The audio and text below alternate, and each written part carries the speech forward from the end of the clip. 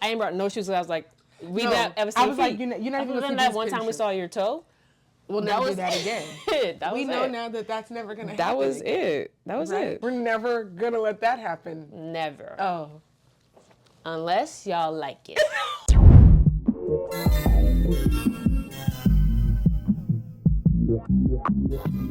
My name is SK. And I'm Soy. Welcome to another episode of Hella Good. Yes. We're so podcast. Cause that's yeah. Clearly, we're excited. That's how happy we are. Yes. It's been a hell of a September for us. It has. So we maybe missed last week, but it's mainly because so many good things have been happening. What is hella good? This is a segment, right? Yes. What is hella good?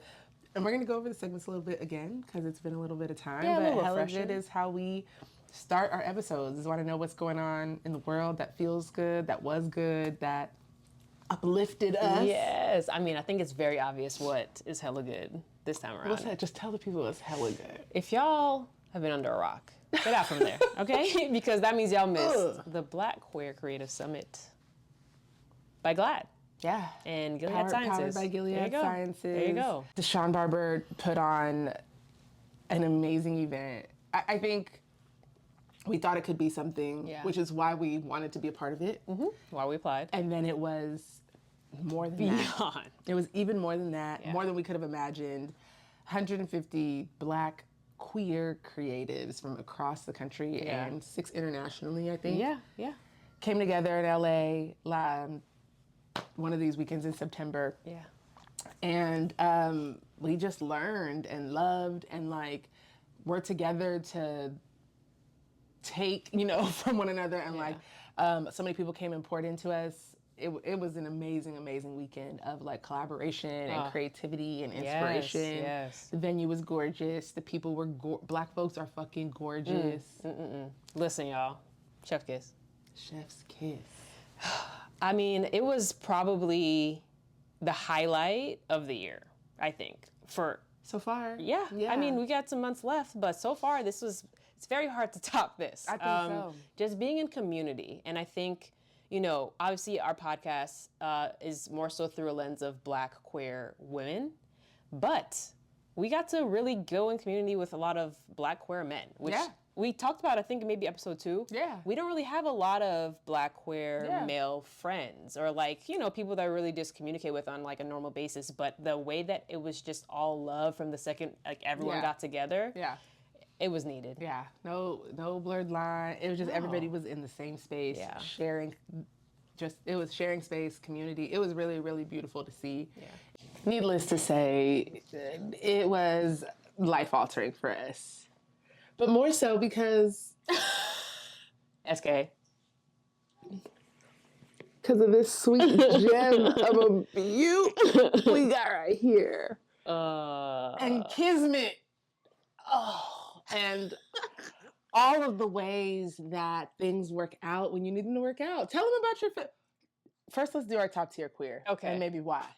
I'm going to start with my top tier queer just because, it was a highlight for me. Oh, I know who you're going to say. Hello, I'm obsessed. I know who you're going to say. I love T.S. Madison. And on the first night of the summit... This is what I'm saying. The summit was like a dream, like a magical dreamland. This filled so many cups. I didn't even know I needed to. It felt I didn't so even know I needed to be in. Mm-hmm. But my dear best friend knows that I love T.S. Madison, and we're standing there at the opening ceremony, having a jig, talking a little bit, drinking something, and all this nigga says, I'm locking eyes with her, is, "Ain't that your girl behind you?"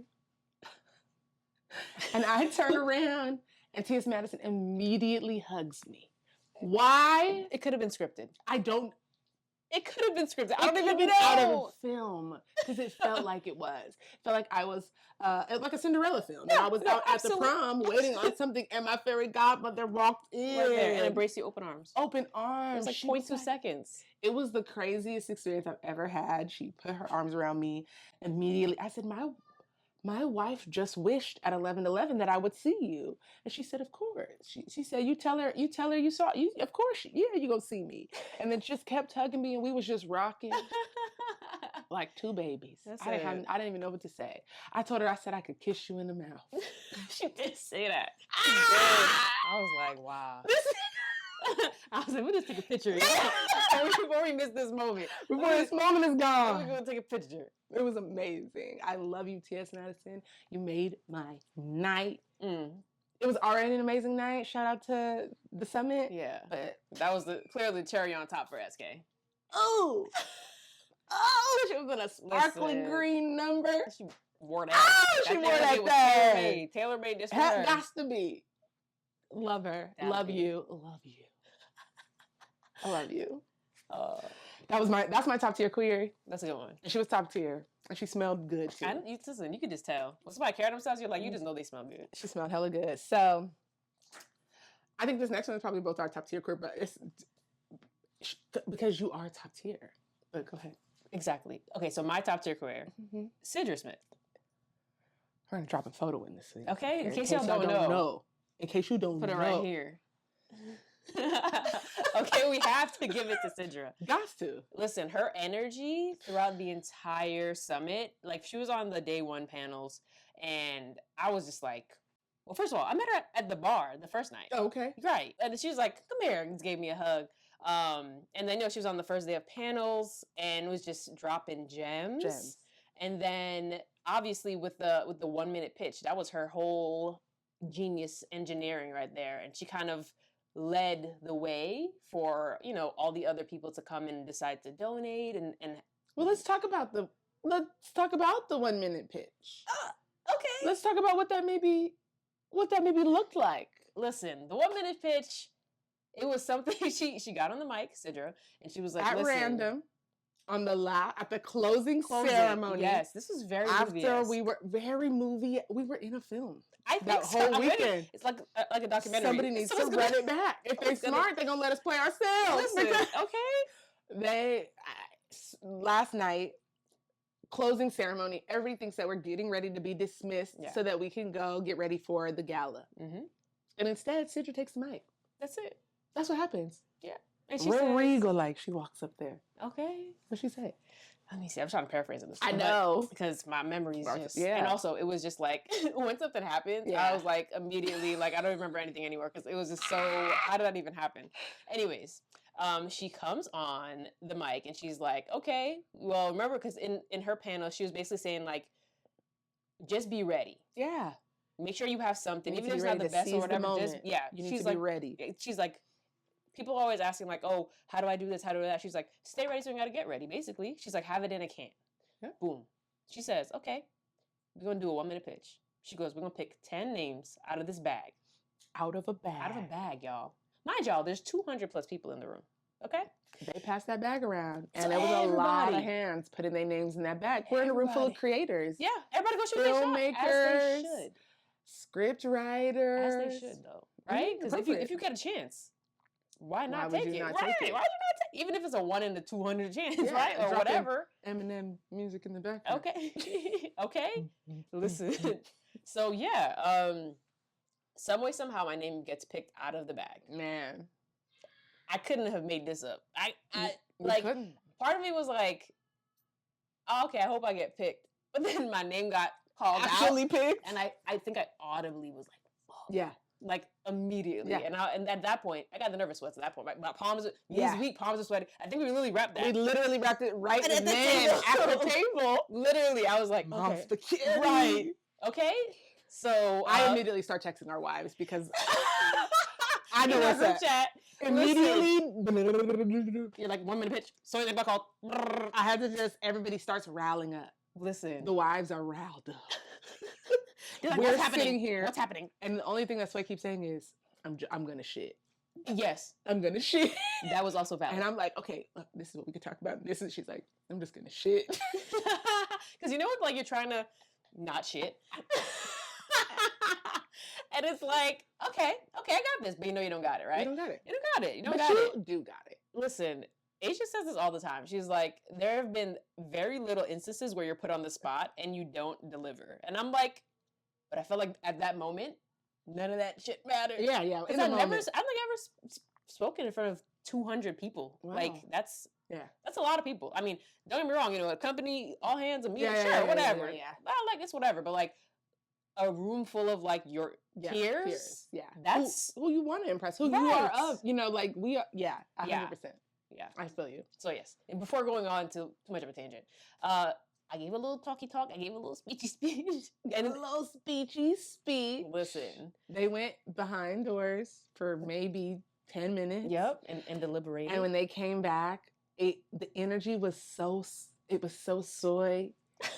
She ain't even have to say it. I mean, the whole time you were up there, we were just like, damn, we really want to pick competition. I love it. I love the confidence. I was really like, my nigga really went up there like a little magician and like put everybody in a fucking trance. Listen. Had the whole crowd talking about hella good. That felt gang to hold you. In the back of my head, I was like, imagine if nobody said anything. Imagine. But it was like, hold real quick. Sit your ass down, dummy. They were like, right, cricket. Okay, we'll try again. When right. I say... That is going to be a pep rally. When I say hella, you say good. Hella. Good. Okay. And then you're still like, good? Good? Yes, no. So it was something. Oh, no. It was something. It was amazing. Oh, man. It was amazing. I'm so proud. Even just to sit here, I'd be like, come on, nigga. Listen. We did that shit. Did that. And what's crazy is that, like SK said, it was the last, 10 minutes before we're about to break for the day and then get ready to go to this gala. So, no one's assuming anything about, having a pitch ready, having anything ready. And we're just but going into this, we're like, we're going to leave here with funding. We know nothing about the itinerary or what's planned, mind you. Let me tell y'all something about manifesting. Straight like that. And I mean, not manifesting I'm going to say affirmations and I'm going to say these words that sound really beautiful and they make me feel really good. Mm-hmm. But saying some shit as though it is fact. There you go. Without any evidence of what is real or not. Yep. And having, and I think one of the biggest things about my manifesting these days is this nigga. No, for real, having support. If you don't have an additional voice that is saying that's absolutely true, the thoughts that you have are absolutely valid. They absolutely are factual, even when they're not. Even when evidence is saying they're not factual. Absolutely. Nobody talked about funding the entire weekend. Nope. There was not an opportunity to pitch to anybody that was high or, high, I don't know what the right word is to say, but anybody, anybody who came there with money, anybody that was already in the industry, there was no opportunities really for that. But that day, the first day, before a pitch was a thought, before any of this was real, we had said to each other, we came here to get money. That's it. We didn't know if that was in the form of networking and meeting the right people or whatever. We just said, and we carry ourselves like that because it's very important what you said. I think affirmations are important. I think it goes around for how you carry yourself overall, but when the power of the tongue is so important and so real. If you speak something and then you carry yourself like that is reality and fact, guess what it's gonna turn into? Man. Reality and fact. Yeah, I can say I really hope that we have an opportunity to make money and the same scenario could have happened, right? Could have. And we could have could have. I mean the scenario that the pitch showed up. Yeah. That would have been me manifesting that opportunity still. Yeah. I hope we have an opportunity. I don't hope we have an opportunity. There's going to be an opportunity. When it arrives, we're going to shine so bright. There you go. And not in a way of outshine, we are going to shine as bright as we fucking can. As ourselves. Always as ourselves. Always. And most importantly, as ourselves. Yeah.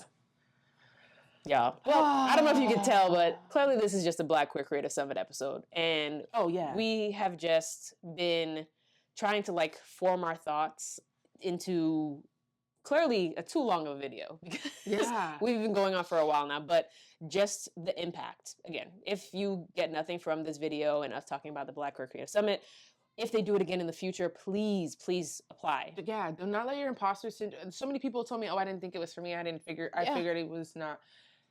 We are creatives in so many more ways than we even know. I learned about industries positions I didn't know existed. Coming to a Broadway stage or TV near you, okay? And I'm talking about that in real life. I'm not going to edit it out either. Man, you see how But do you see the how the homies help? You just need. I really feel like having a support system that believes in you more than you sometimes believe in your fucking self. Listen. And having the wherewithal to go after the shit that you're after, that you say you're actually after. Yeah. Like, and I think the last thing is not being afraid to reinvent yourself or start again. Like, we are in our 30s, we've had careers, we've built our families, and now we're saying, like, we deserve more, though. There's still more. There's still other things. There's more passionate things. There's more passionate endeavors. There's more passionate people for me to be around. Absolutely. Be in corporate forever if I wanted. No. But I could also be around this nigga. Right. And some other queer homies. Right. All the time. Yeah. And make money and, like, live a life that you love, you know? And, like, I think that's what this whole show is about, is, like, these kids. I mean, what this whole show is about is, like, showing you guys that you really can live the life of your dreams. Yeah. Yeah.